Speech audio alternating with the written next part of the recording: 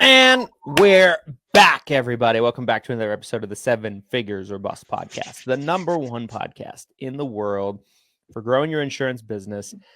This is episode 135. I'm Christian Brindle. He's Glenn Shelton. And we got a freaking banger of an episode for you guys today. I feel like I say that every day. I mean, do we ever not have a banger of an episode for you? Do we ever just give you some kind of straight dud? bangers? Just straight bangers. Nothing but bangers. This is straight out of Compton. This is early Kanye albums. Okay. Yeah, this every is graduation. Song. You don't skip. Yeah. This is late registration and graduation. Okay. This is All Eyes on Me. 94. Biggie. Tupac did All Eyes on Me. Tupac. Okay. Let's see what else. This is The Chronic. Okay. That's a great album. That's a fantastic album. This is the Slim Shady LP. Okay. This is the Marshall Mathers LP, the Eminem Show. Okay. Any Eminem album. By the way, did you see he has a documentary that's coming to theaters? Oh, no, but I probably will see it. I think it's this week. It's called Stands. Okay. Yeah, it looks really interesting to me. Yeah, like it's also like kind of the culture around him and like the fans around him. And I've seen a little bit of the promotion for it. Someone who was like the director of the documentary, someone who's like filming the documentary, they went up and they picked like a month of fan mail. They just took like a box. It was like a month worth of fan mail that he'd gotten. And it was like the craziest breakdown of like what was in this box. It was like happy birthday cards, like happy Father's Day cards, just like this most eclectic mix, and just all of these different letters and kids and adults and people in prison. And it's just like all his fan base is so wild. Like it's like a mix of everybody from every walk of life. I absolutely love him. Yeah, I've always been a big fan of his music. I think his later music, there's been some duds. It's not all bangers.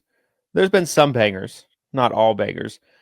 I don't know, his politics really turned me off for a while. When he was getting all political, he put out like a political album. You know, he's like, yo, yo, yo, America, we save America from Orange Man, yo.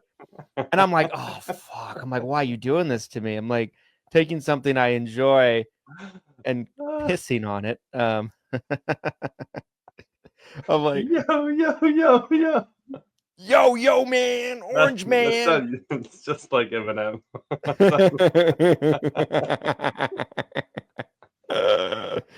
No, that album was atrocious. That political album, like it got just Which destroyed. one was that? No one knows. It's been forgotten in time. But Kamikaze is my least favorite album. Kamikaze was after that. Kamikaze came after this album. I can't remember what it was called. It just tanked. He just got annihilated by like the media, by the fans hated the album. Everybody hated the album. The other thing that's crazy about him too is the sheer volume of music that he's put out is insane. Mm-hmm. He's I think the only artist who's gone platinum in 4 different decades or 3 different decades. There's some insane stat, and again, you put out enough work, right? Your chances of hitting pay dirt can go up, you know. Not to say that he's put out a lot of bad albums. He's definitely had some bad albums, but I feel like the majority I think are good, right? Yeah. Like even you mentioned even Kamikaze, I actually enjoyed Kamikaze because compared to the album before that, it was like a breath of fresh air in comparison. You know, I can't remember the name of it. Yeah, I'm trying to remember the name of that album. Now I better look. Yeah, now you gotta tell me. I liked his later stuff. I feel like he's kind of found himself again. Like his most The Death of Slim Shady, his most recent album, I thought was awesome. Revival. Oh, Revival. Yeah. I I never really listened to that much. It's terrible. It's so bad. Like it's me on the mic. It's Christian's rap album. Yeah, like it might as well, man. What's your number one Eminem, the original LP? I'm assuming the Slim Shady LP. Is that your number one? If you had to pick, number one album, probably, if I had to pick one album, probably the Eminem Show. Really, that's your number one? Yeah, that album is a banger from start to finish. Like every single track is a banger. Like that album gave us Till I Collapse. That album gave us Without Me. Till I Collapse. That's that album. There's just banger after banger after banger on that song, on that album. So I really like that album. Those first three, Slim Shady LP, Marshall Mathers LP, Eminem Show, all three of them are just fire. Like three of the greatest albums ever. This is probably unpopular, but I really liked Recovery a lot. I liked Recovery a lot too. Yeah. Recovery was very successful, mainstream successful. Yeah. Like Recovery did very well. Like the album before that, popular. The album before that, Relapse, was kind of a flop for him.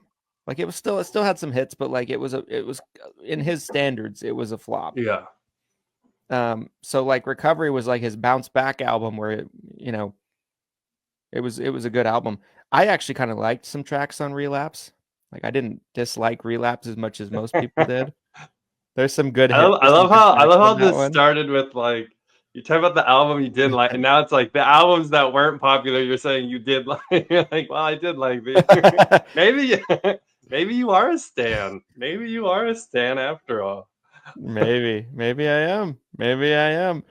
But who am I a bigger stan for? Orange Man or putting me in the middle? Putting me in the middle, okay? Mom and Dad. Choose between Mom and Dad. I'm like, don't make me choose. Dad, well, Mom raised me. Mom birthed me, but Dad took me swimming one time. I remember that. I'm just glad to see you're still here with us today after yesterday's episode and how spicy it got discussing the deep state. They're putting chemicals in the air. They're putting chemicals in the air. You'll see it doesn't look like clouds. The frogs are gay. If I didn't know any better, I could have sworn that I saw people poking out of the bushes as I was walking to my car yesterday, but it could have just been my imagination. So I might have, who knows? I might have been an inch or so away from not being here this morning. We'll call it. We might need to get the Beamer sweeped. Do a little sweep just to make sure, no tracking devices, no foul play here. But yeah, no, that guys, if you didn't see yesterday's episode, it's one of those things, especially if you're a newer agent in the space, it's something that you can't even really begin to grasp, this idea that there is a much bigger, I don't even know how to, there's a bigger system at play behind the scenes that you're not aware of. As a new agent, you're so focused on trying to be successful. Your marketing, your sales, the carriers you're contracting with, you have too much going on to even think about, what is my upline doing? What is the private equity coming into the space doing? How is that affecting the industry? Who's behind the scenes changing directions on how things work? And we tried to kind of we started 2 episodes ago, 133, we started talking about it. 134, we spent the entire episode talking about it, kind of a layer by layer cutting through this onion. I thought it was a really, really interesting topic. And I know a lot of you were like, name names, tell us who you're talking about. What are they tell us. Put out the Epstein list. Yeah. And we can't for various reasons. One is we don't necessarily have that information. Two Wait. is we don't want Wait. we don't want the blowback. Number one, there is no list. It's a wait. What did they say? It's a Democrat hoax. The insurance deep state list is a Democrat hoax. There's a lot of good people on that list. It could ruin their a lot of good people like me. A lot of good people like me. What did he say? He said it on an interview. He's like, I hesitate to put it out because there's a lot of people that were swept up in that word that weren't involved in the bad stuff. He said something like privileged. I wasn't privileged enough to be invited out to the island. He said something like that. I never went to the island. Thankfully, I never went to the island. Bill went 41 times, not me. Yeah, sure. Sure. Oh, man. Yeah. So, before we kind of kick off into the main topic today, because there's a lot to be said about the main topic. Yes. Thought it might be interesting a little bit to, talk a little bit about PDP plans, because I don't know if we're going to have time to cover those with the non-commissionable plans. And I guess you could say that they tie into the non-commissionable plan, so it's topically probably relevant. People are really wondering right now. I've gotten a lot of people reaching out to me, 10, 15 emails in the last week or so, if I had to guess, asking about if we know. Right now there's 2 carriers left that pay commissions on PDPs. I won't name them. But just wanting to know if those carriers are going to pay commissions long-term for PDPs. I think with PDPs, what we're going to see is, I don't know when, but it's a matter of time that we'll most likely get to a place where there's no commission in any PDPs. I think we will get there. I think there's a strong possibility that 1 or 2 carriers will still pay for next year. I'm just speculating. I don't really have any inside information. The carriers haven't put anything out specifically that I've seen or communicated directly to us about that. But I do think we covered this a couple episodes ago, but as time goes on, it might be gradual, but we're going to see we might get to a point where the cheapest PDP is $50, $60, $70 a month. And it's routine that you'll see PDPs that are over $100 a month. I said when the first information dropped years ago in 2022, when the Inflation Reduction Act came out, I said at that time, and then I said a lot in 2023, I said a lot in 2024, that the PDP will be the death of the Med Sup. It will contribute to it more than anything else. Because imagine you're somebody that, even if the drug coverage is comparable from an MA to a PDP, you factor in the extra PDP premium, maybe it's $120 a month, right? You're looking at $1,500 to $2,000 a year in extra premium for your PDP premium. Not to mention the dental plan, not to mention the Med Sup. And nobody's has ever wanted to address that. Nobody. Like the Med Sup purists don't want to address this. It's the elephant in the room, right? It's Pam Bondi not wanting to take any more questions about Epstein, Oh my gosh. So your mic's just half second. Your mic's just a half second behind. Okay. I am curious. The other thing I'm thinking about too with this escalated future premiums of PDP plans going up, with what we had seen before, where some of these PD plans were almost nothing, right? Almost cost nothing.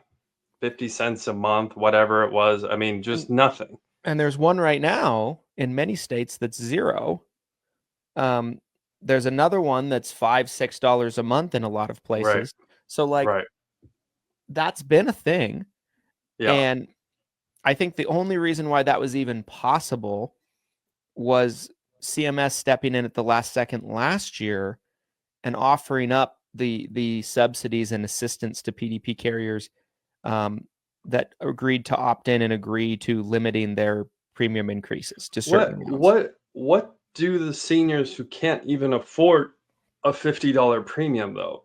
That's what I'm trying to understand with this whole situation, because we all know that there's a category of Medicare beneficiaries out there that they can't even afford that. So what happens to them if that's where this ends up going? 0.0. That's what they'll enroll into. $0 premium plans, man. I mean, like, it just makes those even more attractive because, you position it like, okay, here's the differences on the medical coverage. Here's what it is on the med sup. Here's what it is on the MA. But the cheapest PDP, let's say we're talking a couple of years down the road, the cheapest PDP for your drug plan is $50 a month. That's the best it's going to get, Mr. Jones. But if you get this Medicare Advantage plan, the drug coverage is built in. It's included, zero. MAPD. Included. Yeah. So, like, I just don't and I've been saying this for years. I've had public conversations with people that I love that are really adamant about defending the honor of Med Sup, multiple different people, and nobody ever has a good answer for this right here. Like, rate increases. Okay, there's an explanation. New blocks of business coming in, carriers leaving the Med Sup. There's always an explanation for that. Again, the problem inherently is not the Med Sup product itself. It's the PDP that has to go with it that's going to be the death of it. Right. And yeah, I just don't see it going any other way. CMS's memo was very clear that they will be gradually taking away this subsidy over the course of the next few years. They took a third away this year. They'll probably take a third away next year. And then the following year, it'll probably be completely gone, 2027. And so you have that. You're going to see these PDPs be extremely expensive and probably no commission in any PDP long-term. That's probably where we're going. Now, anything can happen, right? Like, I couldn't have predicted last year before AEP that CMS would come in and kind of almost in a way bail these carriers out on the PDP side, which kind of probably allowed $0 PDP premiums, $5, $6 PDP premiums in a lot of markets. Right. I could not have predicted that, but it's kind of a matter. It's a Band-Aid. It's not a solution, right? It's not changing out your pipe when your water's leaking in your house. It's putting a little Band-Aid over the leak and being like, all right, this will hold a couple days. Tell me this. How many Medicare Advantage plans have the PDP plan built into the MAPD plans, right? Would you say on percentage? I know it's probably the majority, but percentage-wise, what would you say? 90%. 90%. Okay.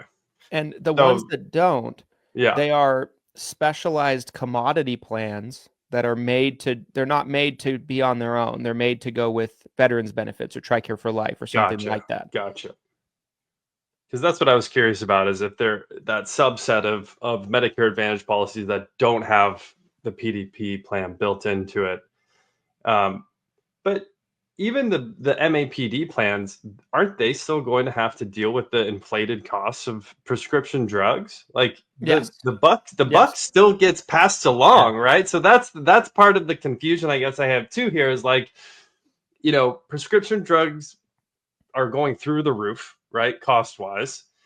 And if we get to the point where the PDP plans individually have to go up premium wise, and then if you have the plans with the PDP cost built into it and they can still keep the premium at zero, who's subsidizing? The government's still subsidizing that. They're just doing it through a different way, essentially, by doing it through an MAPD plan, but it's still all being subsidized.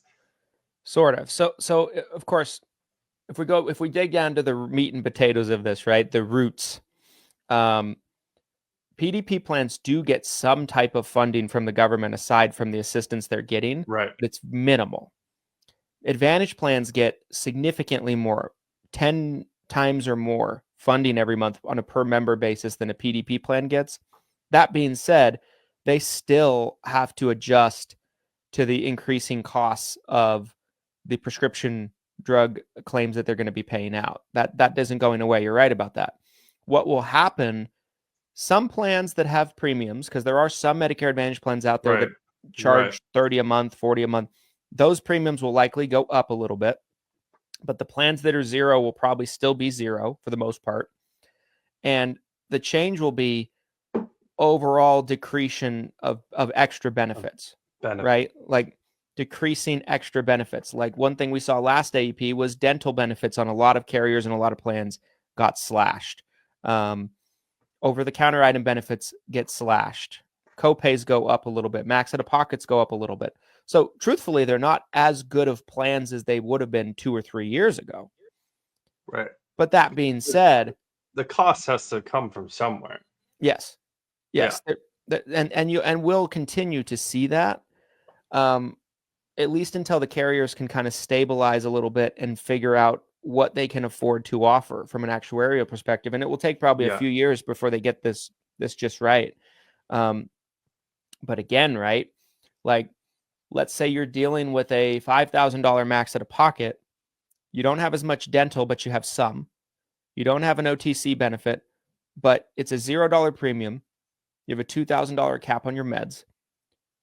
And the med sup option is $150 a month for the med sup, $100 a month for the PDP, $40 a month for your dental vision hearing plan. Right. You factor all of that in, and you're probably at $3,500 to $4,500 a month, or in a year, excuse me, in premium. Yeah. And again, like I said the other day on the show, that's before you ever go into a doctor's appointment. You never have even used it yet, but you're committed to that spend. Whereas with the Advantage, just the inconvenience of a senior having to spin up all of those different, trying to balance all those different insurance. Most seniors struggle with just having their one plan, right? Like working with their one plan. The idea of trying to get someone to work with 4 different carriers, like good luck, right? Good luck not having them get confused or upset. Like, I thought this was my dental. I guess this is my health insurance plan. Oh, I thought this was my vision plan. For a lot of people, they will look at even a slightly worse Medicare Advantage plan version at zero, probably more favorably than guaranteed $3,500 to $4,500 a year in premium. They probably will, right? Because the coverage difference still will be on a medical side, that $5,000 max out of pocket. But if you look at the numbers, very small percentages of seniors actually reach their max out of pockets in America. It's somewhere between 2 to 4%, depending on the stat. Oh, wow. I would have guessed more than that. That's crazy low. So the chances of them hitting their max out of pocket is probably, worst case scenario, 94% chance they won't hit it. Something like that. And I'm wondering how many are higher than a med sup annual premium, but lower than their max out of pocket. Wonder what that percentage would be. Yeah, that's going to be market by market. So it's not going to, there's going to be certain markets where there's less MA plans available. There's not a lot of competition. And they do have really high max out of pockets, right? 7,000, 8,000, things like that. That will be a thing. And so there will still be a place for med sup. I'm just saying, like 5 years from now, even the densely populated areas will have more Medicare Advantage plan options. Yeah. And that will correct itself, even in the areas that don't have a lot of plan options. And so it's becoming an increasingly difficult value proposition, in my opinion, for the med sup. And I think the PDPs are going to be a really big part of that. I mean, that was the exact math, my parents did when they were evaluating their options a couple of years ago. It was, I guess, was it just last year? Yeah. I feel like last year. Just last year. But again, the math was looking at that max out of pocket versus the premium you're definitely paying no matter what annually for a med sup, Not to mention just the benefits seemed richer with the Advantage plans. Like it seemed like a no-brainer based on that math.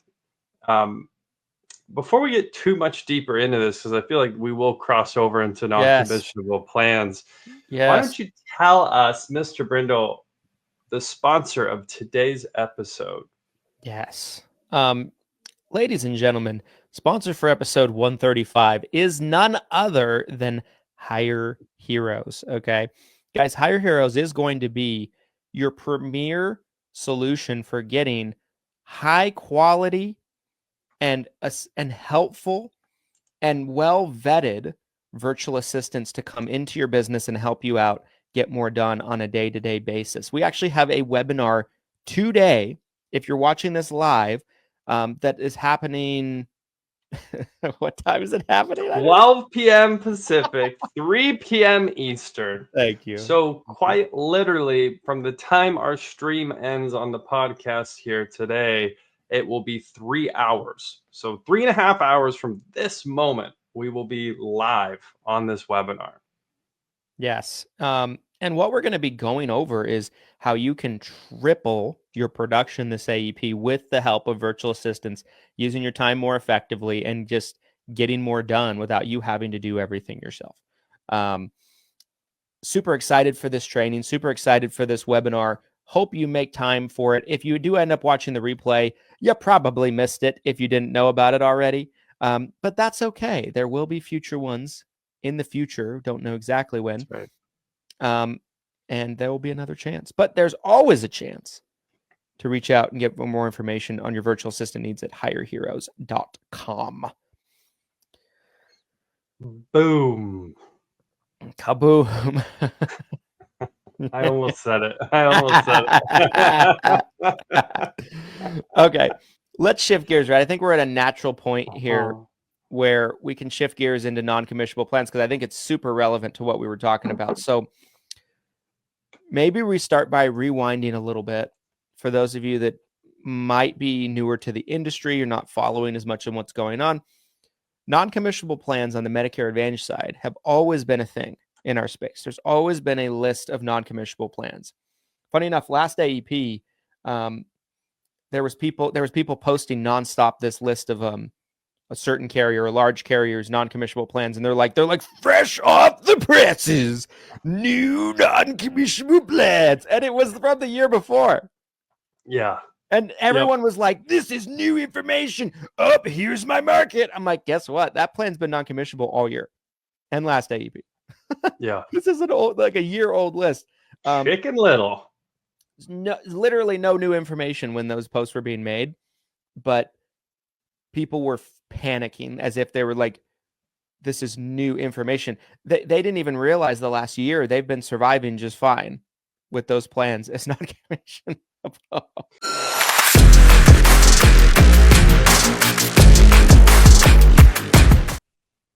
With hundreds of insurance agents and agency owners at the event, this could not be a better opportunity to spotlight your business. If you're looking for a sponsorship opportunity and where to spend your sponsorship dollars this year, the Seven Figure Medicare Agent Summit is the spot to do it. You can have your own booth.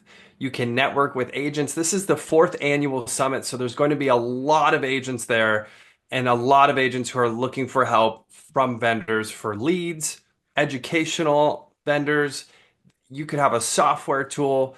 There's so many great vendors that we've had in the past, and we're looking at a lot of great opportunities for businesses to sponsor at the Seven Figure Medicare Agent Summit. So if you are looking for a sponsorship opportunity, make sure to check out sevenfiguresmedicareagentsummit.com. Get your tickets today while they're still available, and reach out about sponsorship opportunities. We'd love to have you involved with the Seven Figure Medicare Agent Summit in 2025. Now back to the show.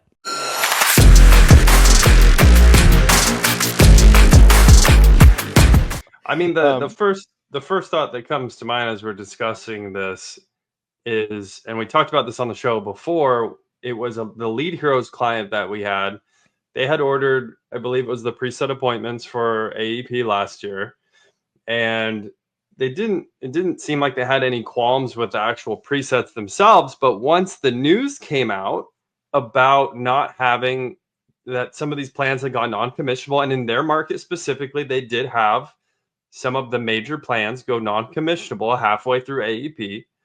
What was it, November 1st, right? That these went non-commissionable, and their reaction was to throw in the towel. Oh, it's over, Yep. And then Christian and I took the time. We literally went through every single commissionable plan still available in their market, and there was something like 26 or 27 plans. And there was like 4 or 5 non-commissionables.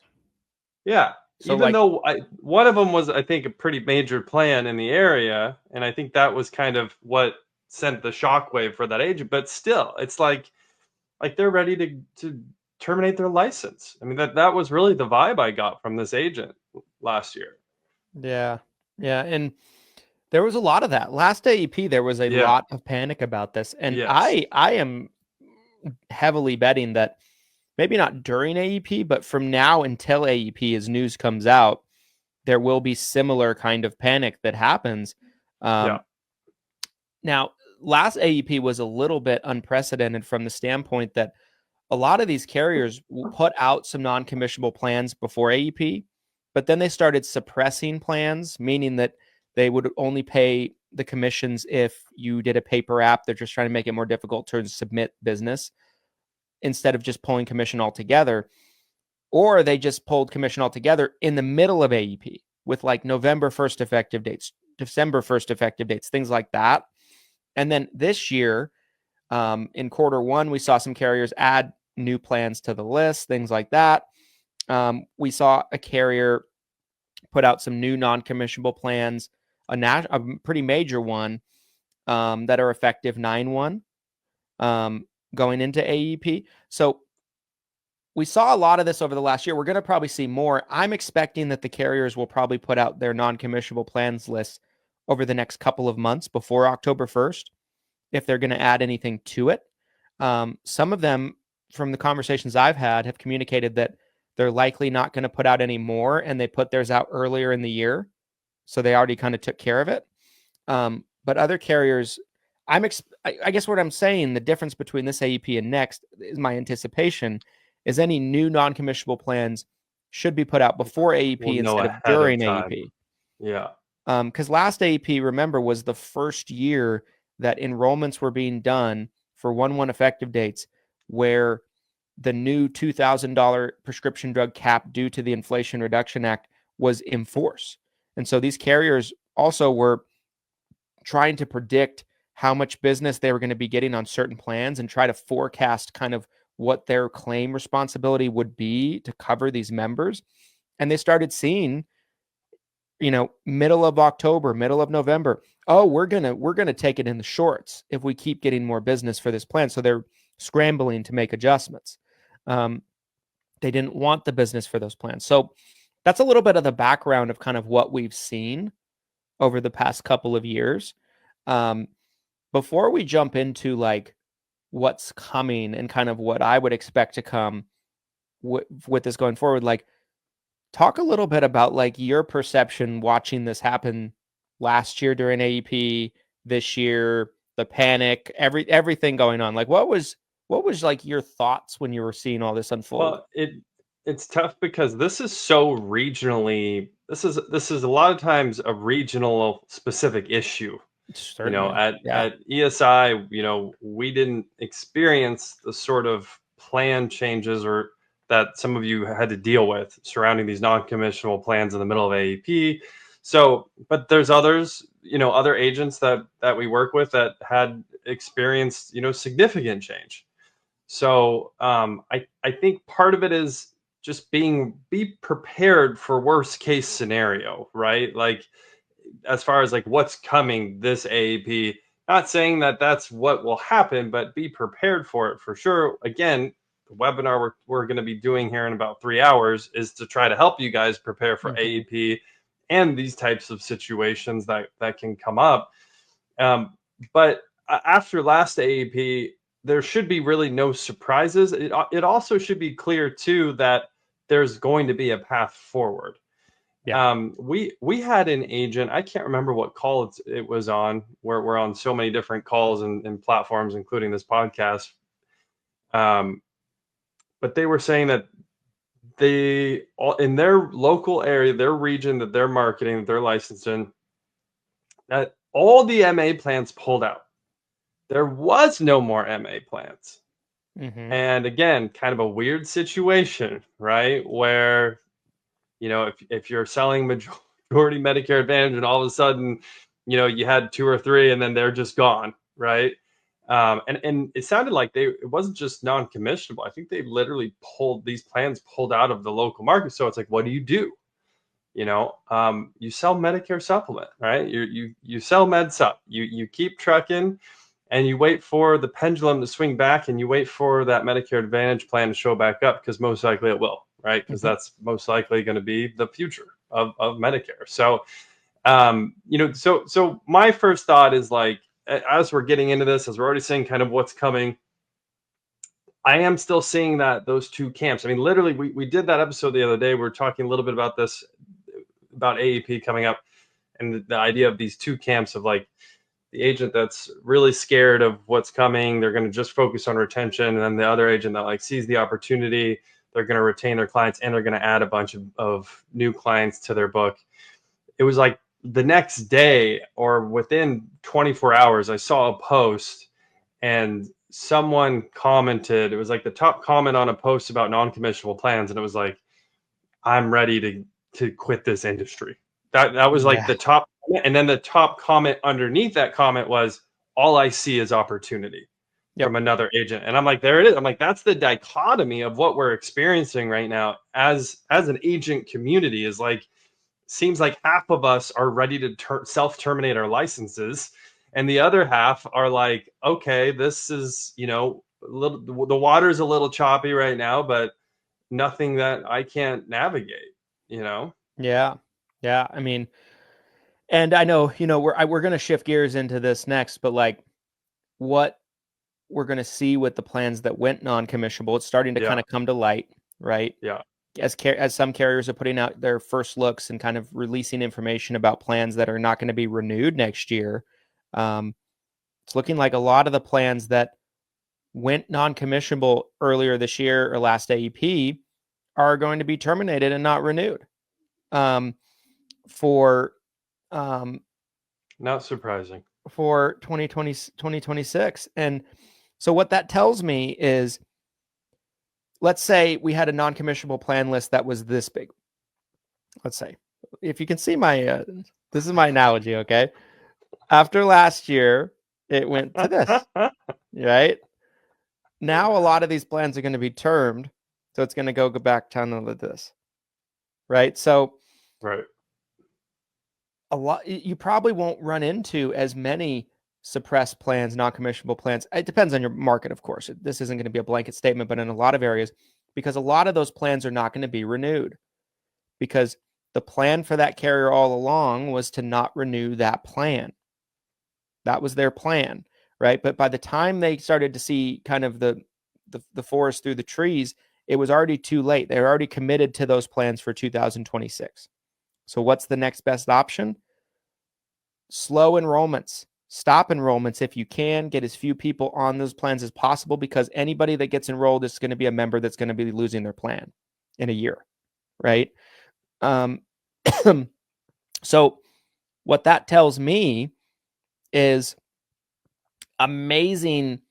I mean, for a lot of markets, I mean, and you're right? We saw a lot of markets where there were a lot of really competitive plans that went non-commissionable that couldn't be sold in that market. It made selling in that market a little more challenging, not impossible, but a little bit more challenging.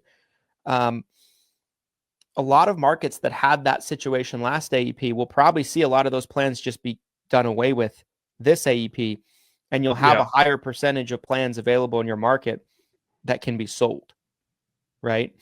I said from the beginning, this non-commissionable plan thing, this plan suppression thing, is a pendulum that will swing back the other way.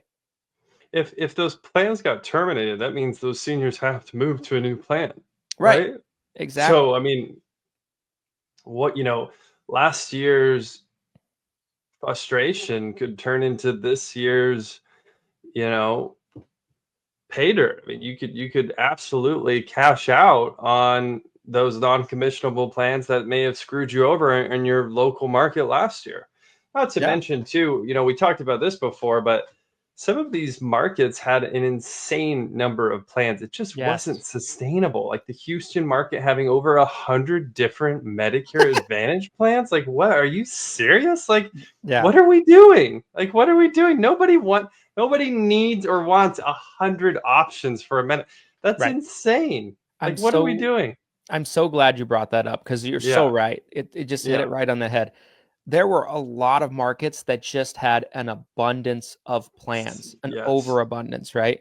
Like, even if you look at areas that are relatively metropolitan, but we wouldn't necessarily think of it as a gigantic city, right? You wouldn't think of it as an LA or a Houston or a New York.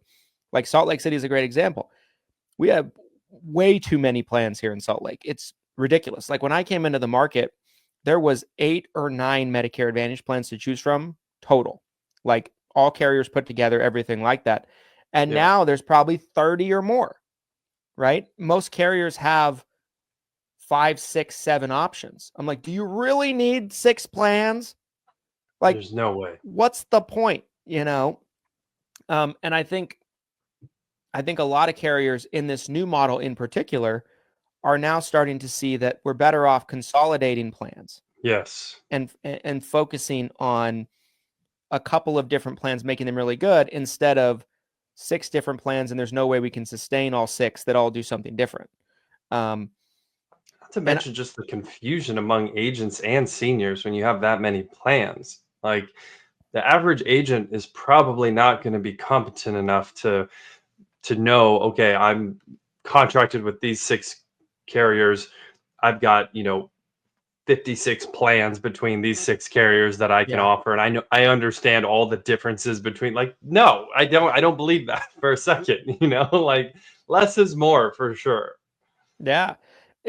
So my thought process as we have this conversation, and I'm thinking about kind of what we're talking about, is long-term, and we've been saying this consistently this year and last year, is it might seem dark, it might seem doom and gloom as you're going through it this year when the non-commissionable plans come out. They're like, watch out, all plans will go non-commissionable, give it time.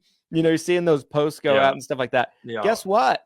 There's going to be a far smaller amount percentage-wise of non-commissionable plans for 2026 than there was for 2025, most likely, because a lot of these plans are not going to renew. So what did we say? Pendulum swings. Pendulum swinging. It's swinging back. And swing, swung. Okay. It's swinging.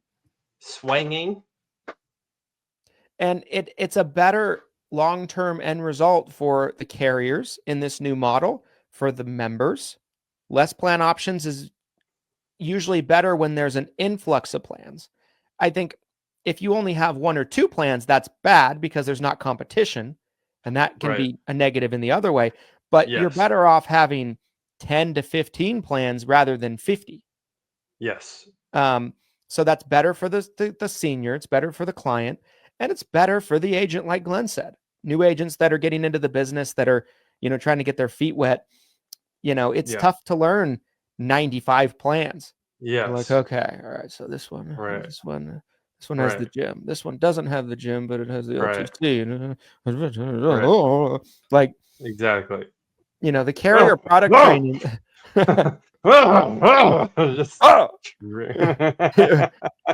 First week in the field. Go, okay. 911. 911. What's your emergency? Yes, I have a new Medicare agent here, trying to learn 95 different plans, and he's twitching on the floor. I don't know what to do. I just want to make sure we're clear, sir. You said he's convulsing. Yes, rapidly. All over the floor. And is he trying to sell MedSup, or is it just Medicare Advantage? They're like going through like questions. No, we haven't gotten a MedSup yet. We thought we'd start him off easy.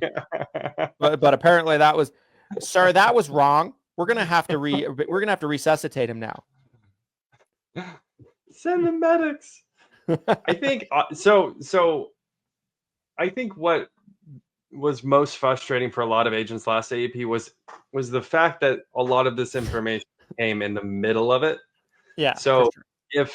if we can get whatever information comes out, if we can get it before AEP starts, if we can get it by mid-September, I think that will help a lot with this entire situation. Yeah. Regardless of what non-commissionable plans need to go non-commissionable. If the carriers can just figure it out by mid-September, there's no new information, and we can all move forward all the way to the start of January of next year, then I think we'll all be in a much better position than, hey guys, I know it's a week from Halloween. Here's, 50 plans that are non-commissionable, right? Like trying to drop a bomb mid AEP. I think that was the toughest part for a lot of agents last AEP. Yeah.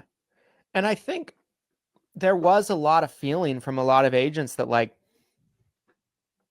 we're on the way out long term as agents, right? Like it's slow, it's a slow progression to move to where all plans are non-commissionable. I talked to so many agents that thought that. Like I had agents approach me this year in person at the summit.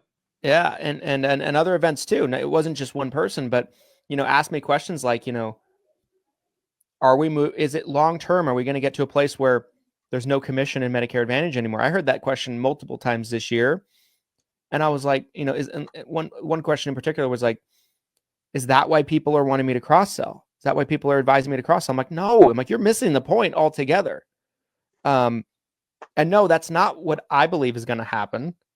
If that's the case, if I thought that was going to happen, I wouldn't just pivot and lean into something. I would fall into something else. Right. I would fall into it like my child would in a great ball pit, Bundling home and auto can save you 10% or more. Hi, this is... Remember us? We did your Medicare plan. Well, now we do a home and auto. Everything senior insurance, that includes home and auto. Hi, I'm Christian.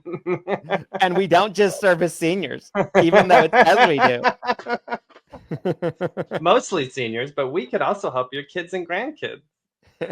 If someone knows a senior, we can help them, and everyone knows a senior. We take like the USAA model, but for senior. As long as you know a senior, you can get our discounts at Everything Senior Insurance. If you know a senior, or you are a senior. All right, now please provide the name of the senior you know. I need their contact info. Do you know anyone over the age of 55 and they're still alive? Okay.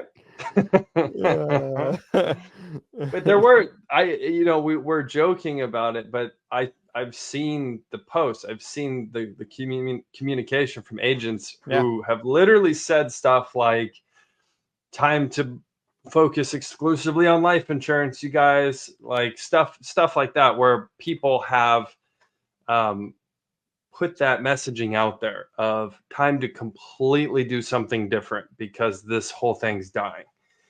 And yeah, I just to kind of amplify what Christian was just saying there, I just don't believe that to be true at all. Could it happen in 5 to 10 years if something major happened? Like, could someone who's super progressive like Bernie Sanders, not saying that he would get elected, but someone who holds those values, right? Yeah. Bernie Sanders, cyborg Bernie at 100. Yeah, that's possible for sure, right? Like, not to say there's not extinction events that could happen, like to satiate you chicken littles out there. Yes, it's possible that the sky could fall one day, but the idea that it's already falling or that this is our last couple years, I don't believe any of that to be true. I think the next short term of 1 to 4 years looks very good in this space. There's still more seniors than ever retiring onto Medicare who need our help. The baby boomer silver tsunami is still happening right now as we are talking. So And that being said, the irony of the baby boomers retiring is you also have a ton of insurance agents retiring too. So there's less agents, more seniors, more opportunity than ever before. And this type of non-commissionable plan and the Chicken Little mentality is also creating, there's got to be some type of exodus, I think, happening too, to be honest. I think there's a portion of you, I can't even begin to guess. Maybe it's 2%, maybe it's 10%, I don't know. But there is a portion of these Chicken Little agents who I think have bought into this idea that Medicare is going away, commissions are going away, I need to get out. And so again, that just means more opportunity for the rest of us if people are really buying into that type of messaging. Yeah. And this next thing I'm about to say, that this might be a main topic for a episode actually. Let's hear it. But I put up a post recently and shared some statistics a couple days ago. A lot of you probably saw it, about just what we're in store for from 2025 until 2030. Two things in particular to kind of speak to the opportunity. Number one, everyone still says, I still hear it all the time. People say there's 10,000 people a day turn 65. The number right now is 11,400 a day. The Medicare population is going to grow 18% from now until 2030. 18%. Massive. It's going to go from 68 million beneficiaries to 80 in 5 years. Less than 5 at this point. 12 million T65. Yeah. I talked about this at an event I spoke at recently as well. You know, just kind of like reinforcing the Medicare opportunity. In addition to that, Medicare Advantage holds a roughly around 52% market share. It's projected to go to 60% market share from now until 2030. So that's a lot of people on original Medicare that will want to switch to a Medicare Advantage plan. So those two things alone is a literal tsunami of opportunity, unlike probably anything we've ever seen. And the people that are see it for what it is are going to capture it, and a lot of you are going to miss it. It's going to go right over your head. Like the wave is going to go over your head. You're going to look up. You're going to go.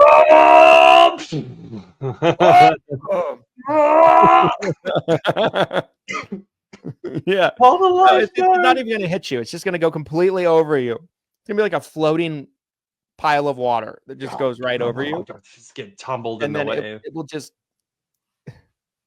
Yeah, I mean, your mic's. So when you look at that right now, slow on you again.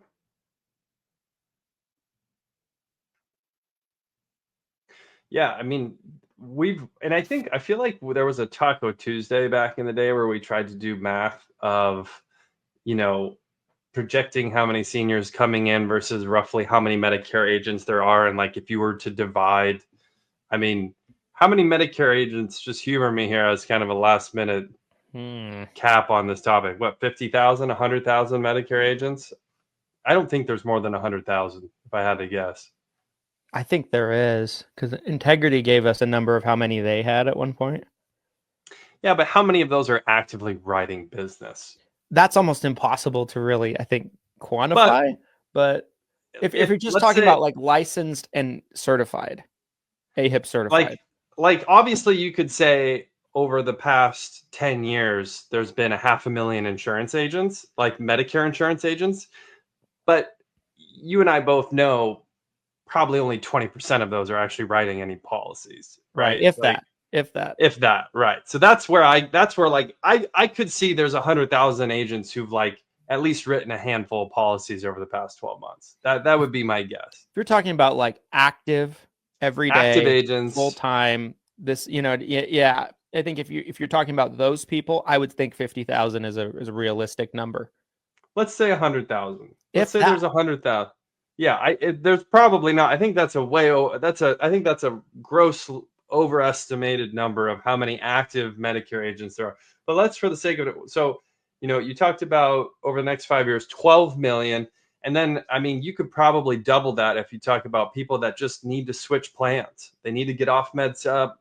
They need their plan gets terminated for whatever. So let's say there's 25 million seniors that like genuinely just need someone to enroll them. Like, you don't have to sell anything. You don't have to, no bells and whistles, no, hey, free Walmart gift cards, no free toasters, like no, nothing. Like, you're literally just helping them get on to the right plan, right? You're maybe doing a little bit of education on how Medicare works, say 25 million over the next 5 years, and divide that by 100,000 Medicare active agents, which again, I think is way too much. It's probably closer to 50,000. But even at 100,000 agents, you're talking about 250 policies per active agent, right? And it's probably closer to double that. You're probably looking at more of like 500, which, that's multiple six figures in reoccurring revenue, you guys. That's available. And all you have to do is win this war of attrition of staying with it, making sure you stay with your certifications, that you're staying on top of, what carriers and plans are available in your areas, and retention with your current clients. I mean, that's the type of opportunity that's available. The average median income in the US is what?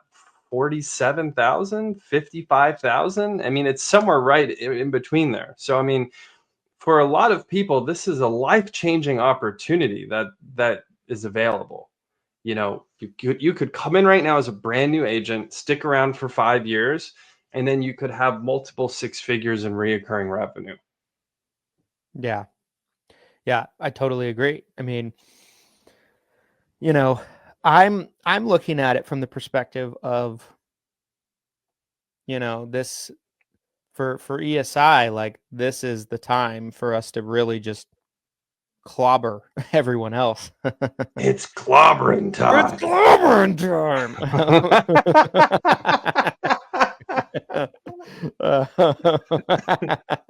But Did you see the new Fantastic Four yet? No. Oh, you should. Is it's it good? Yeah, it's good. I know I need to before the new Avengers comes out, because I'm going to be lost otherwise. Yes. But yeah, no, I think to move into final thoughts on this, when it comes to non-commissionable plans, we should have a lower percentage of plans that are non-commissionable than we did a year ago, which, backs up my point that I was preaching a year ago. My point was we should pay attention to this, but long-term, I think the pendulum will swing back the other way. I didn't even think it would this quickly, and I'm not saying it's done swinging.